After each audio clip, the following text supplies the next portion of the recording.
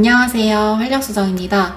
여러분, 지난해 목표 모두 이루셨나요? 저도 여러 개 있었는데 제가 다이어리에 적어 놓은 걸 보니까 이 두 개가 주된 목표였나 봅니다. 그리고 저는 목표 달성에 실패를 했는데요. 제가 겉으로 보여지는 모습은 막 되게 열심히 살고 목표 세운 거는 다 이룰 것 같고 그래 보일 수 있는데 사실 저도 대부분 사람들처럼 막 생각이랑 이렇게 하고 싶은 건 많은데 막상 이룬 거는 몇 개 없고 그냥 똑같은 사람이에요. 그리고 내가 그럼 그렇지 이렇게 좌절하고 끝날 게 아니라 올해에는 어떻게 더 나은 내가 되고 성장하고 더 나은 삶을 살 수 있을까? 이런 고민을 조금 해봤는데요. 제 삶을 이렇게 쭉 돌이켜 보니까 저는 주변 사람들 영향을 정말 많이 받고 살았더라고요. 초등학교 5학년 때 저의 동네에 되게 모범생이고 그 학교 끝나면 맨날 줄넘기를 하고 책방에 가서 세계 명작 소설들을 빌리고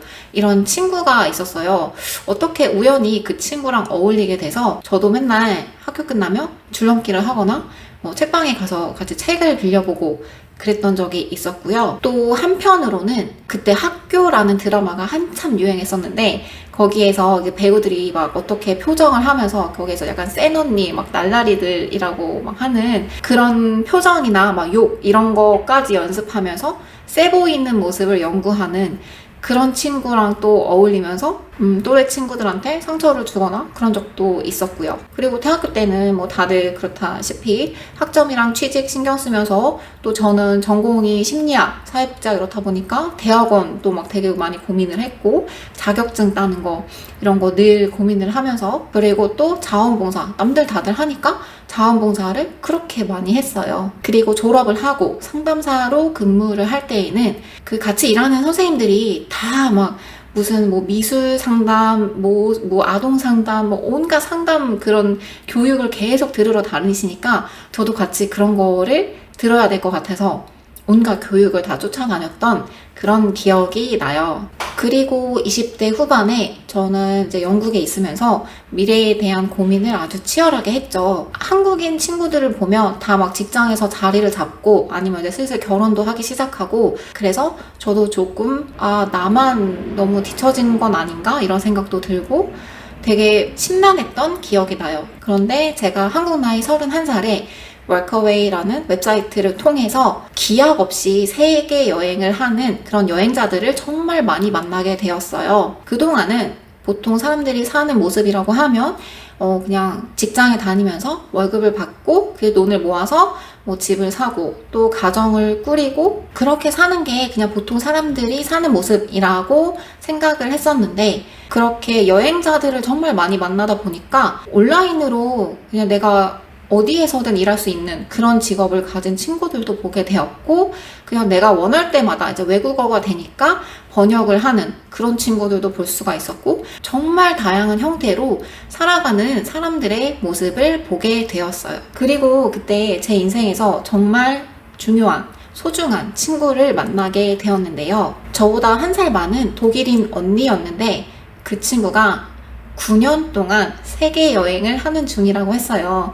물론 우리나라 사람들처럼 여기 이틀 여기 갔다가 3일 이 도시 갔다가 이렇게 여행하는 게 아니라 어느 나라에 갔는데 이 나라가 나랑 너무 잘 맞고 나 여기서 더 살고 싶어 하면은 멕시코에는 그냥 갔다가 2년 있기도 하고 또 그리고 나서 브라질에서 한 6개월 정도 있었고 이런 식으로 그냥 계획을 정해놓지 않고 가서 그때그때 그 삶을 꾸려나가는 그런 친구였던 거예요.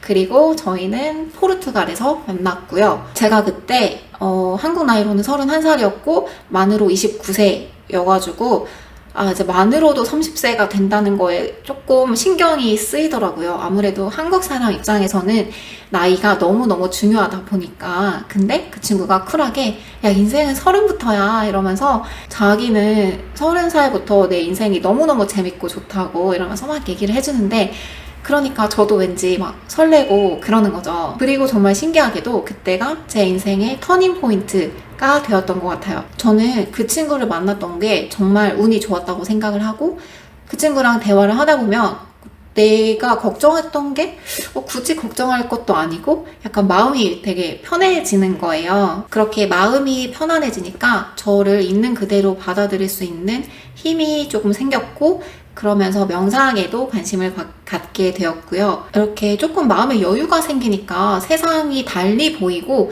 내가 할 수 있는 것들이 보이기 시작하고 그렇더라고요. 그리고 나서 그 친구랑 막 헤어지고 나서 포르투갈에 이제 에어비앤비를 잡았는데, 거기 호스트가 브라질 사람인데 막 명상 트레이너고 집안에 막 부처 동상이랑 막 그런 절 향기가 나면서 그런 호스트였던 거예요. 그리고 얘기를 조금 하다 보니까 집 안에 그런 것들이, 그런 배치나 이런 것들이 풍수지리설을 따라서 이렇게 배치한 거라고 해요. 그러면서 이제 동양인을 만나니까 너무 막 반가워가지고 이런저런 얘기를 진짜 많이 했던 그런 기억이 나요. 정말 신기하죠. 제가 명상에 관심을 갖게 되자마자 그런 사람을 만나서 저는 이제 포르투갈에서 명상 센터도 처음으로 가봤어요. 제가 그때 포르투갈어를 하나도 알아듣지 못했지만 그런 분위기를 느낄 수가 있었고, 그렇게 점점 제가 새로운 사람을 만나기 시작했는데 그 사람들이 되게 다 긍정적이고 내 능력을 믿고 되게 자기 삶을 열심히 살면서 노력하는 그런 분들을 되게 많이 만나게 됐어요. 그러면서 저도 같이 막 그런 기운을 얻고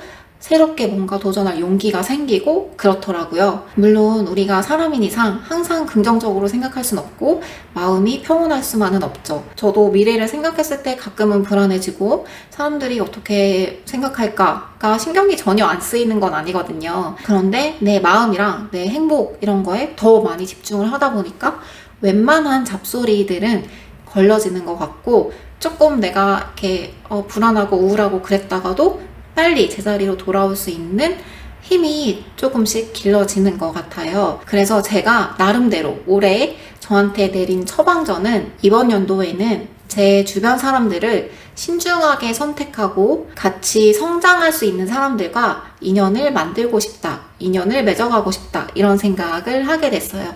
여러분이 친구들이나 어떤 사람들을 만났을 때 어떤 주제를 가지고 얘기를 하는지 한번 생각해 보실래요? 그러면 어떤 사람이랑은 늘 코로나가 얼마나 우리 인생을, 우리 삶을 망쳤는지, 얼마나 요즘에 먹고 살기가 힘든지, 우리 사회가 얼마나 불공평한지, 이런 불평들을 계속 얘기하는 사람들이 있을 거고요. 어떤 사람들이랑은 내가 지금 새롭게 배우는 일, 도전하는 일, 그리고 뭐 읽은 책에서 영감을 받은 이야기, 이런 것들을 나누는 사람들이 있을 거예요. 저는 후자의 사람들과 적극적으로 교류를 하기로 마음을 먹었습니다. 제가 앞에서 말씀드렸다시피 저는 주변 사람들의 영향을 정말 많이 받는 것 같더라고요. 그리고 아마 대부분의 사람들은 저와 비슷하지 않을까 이런 생각을 해요. 그래서 저와 같은 생각을 하고 계시는데 막상 내 주변에 그런 사람들이 잘 떠오르지 않거나 없는 것 같다, 이렇게 생각하시는 분들은요, 저와 함께 지난해를 돌아보고